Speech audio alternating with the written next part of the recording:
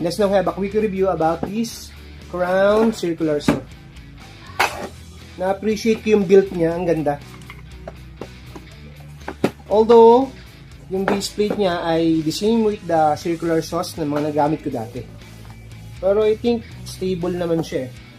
May mga embossed markings din siya para magamit natin as guide sa length or sa width na puputulin natin.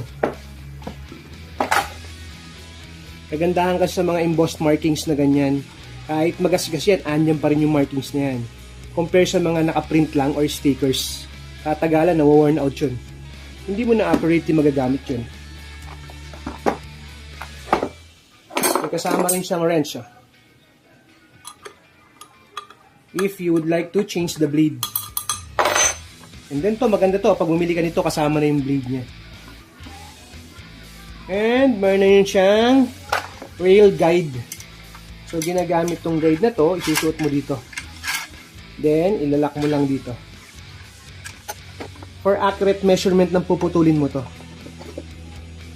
And for repetitive cuttings. Ibig sabihin ng repetitive cuttings, yung pare-parehas yung length or width ng puputulin mo. So, for example, ito yung board na puputulin mo. Isa-set mo lang to from the distance syempre sa blade. Ito may markings naman dyan nasusundin mo. Ito yung magiging guide niya. So pagputol mo sa kanya, accurate yung pagputol mo sa mismong wood na kailangan mo. Then, adjust mo ulit yung wood na puputulin mo. Ito ulit yung magiging guide mo. So in repetitive cuttings or yung paulit-ulit na pagputol na pare-parehas yung thickness or yung lapad na kakailanganin mo, magagamit mo to. Meron siyang 1,200 watts motor and ang kanyang RPM is 5,500 which is pasok sa average na RPM na kayang i-produce ng mga typical na circular saws. So ito, masasabi ko na pwede sa DIY at pwede sa mga pros. Wow!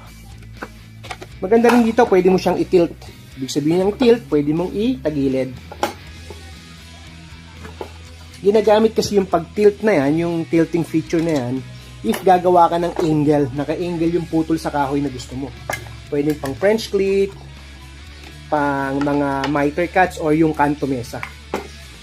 So, ayan. May angle kang makukuha. So, may guide din naman siya, no? Yung markings niya is embossed din. Kaya mo siyang i-tilt up to 45 degrees. So, saktong-sakto yun para sa mga miter cuts o yung canto mesa. Sa mga frames, French clips. At ang pinakamagandang gustong-gusto ko dito, eto. Yung ma-set mo yung depth ng blade. So, ginagamit naman yung depth ng blade na yan, depende sa kapal ng puputulin mong kahoy. Ang dali niya iset, oh. Hindi na katulad ng mga typical na circular saws na pipihitin mo pa.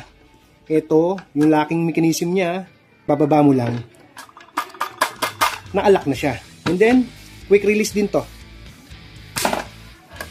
So, embossed marking din sa metals yung measurements niya. So, talagang dinesign yung power tool na to para madaliin tayo sa paggamit. Itong handle na to, napaka-importante nito. Kaya good thing meron siya. If ang puputulin mo kasi na board ay isang buo, or sobrang laki na nun, di ba? If puputulin mo siya dito, thread cutting, pagdating mo sa gitna, hindi mo na siya kayang abutin eh. Pupunta ka ngayon sa gilid. Siyempre, pag nasa side ka na, hindi na kasi magiging accurate yung putol mo sa board na yun if ito lang yung handle na mahahawakan mo. Gagalaw at gagalaw yan. Compare dito. Dito kasi kahit isa lang. Yung center kasi ng force mo, yung bigat ng tulak mo, nasa center. So, tansyado mo ngayon yung galaw ng circular saw. If nasa gilid ka na, malabo na mangyari yun. So, good thing meron siya dito. Para pag pinutol mo siya, kahit nasa gilid ka, dalawa yung hawak mo sa circular saw. Mas magiging stable yung pagputol mo sa board. At ang maganda doon, meron siyang rubber overmold. Ito. So, komportable ka talagang hawakan siya. Either here or either here. So, both secured na maganda ang grip mo sa machine na to habang ginagamit mo pang putol. Kahit isang buong plyboard yung putulin mo, komportable kang gamitin. Double check ko lang yung higpit ng blade. And then, itry natin gamitin pang putol sa actual. Make sure lang every time na magpapalit tayo ng blade or magche-check tayo ng blade, dapat lagi naka-unplug yung ating machine. Here, I found the spindle lock. Press mo lang siya. Kung gusto mong luwagan yung blade.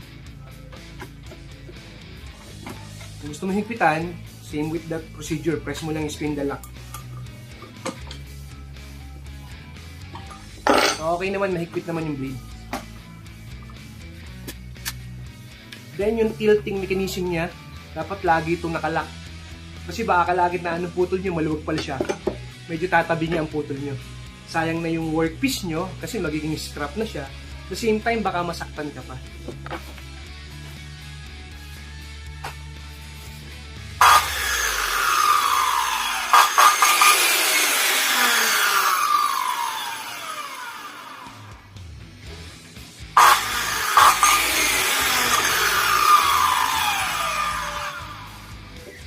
Maganda under ng machine niya.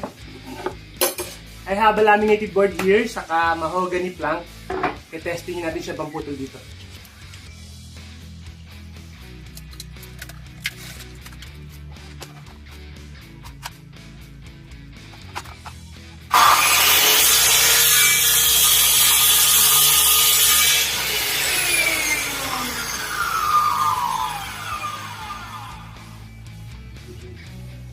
Maganda yung putol niya.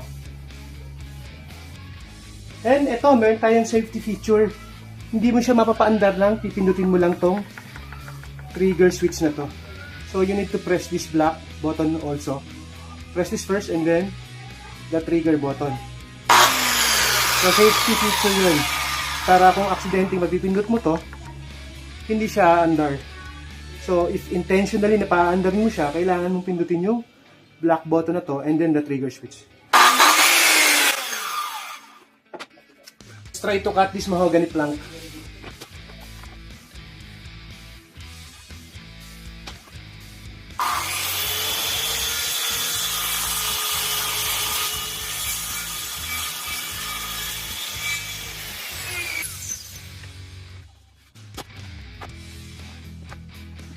Minsan intimidating gamitin yung circular saw kasi nakalabas yung blade niya, no? Pero if you notice, nung nagkakat ako, na-close pa rin yung blade niya because of this blade guard. So nung pagtama lang niya sa kahoy, saka lang siya bumubukas. So limited yung naka-expose na blade sa kanya. Then, when you're done cutting, or when you pass through sa workpiece mo, automatic siyang sasara. So pag angat mo dito sa circular saw mo, na-close na yung blade mo with this blade guard. Okay din yung cut niya. Subukan na rin natin siya ipang-cut nitong plywood.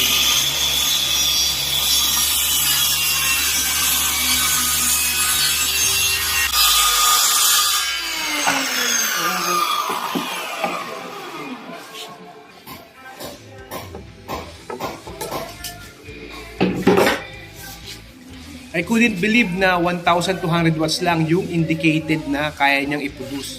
Pero based on my experience and yung mismong paggamit ko sa kanya, parang nasa around 1,600 watts yung na-feel ko na power niya.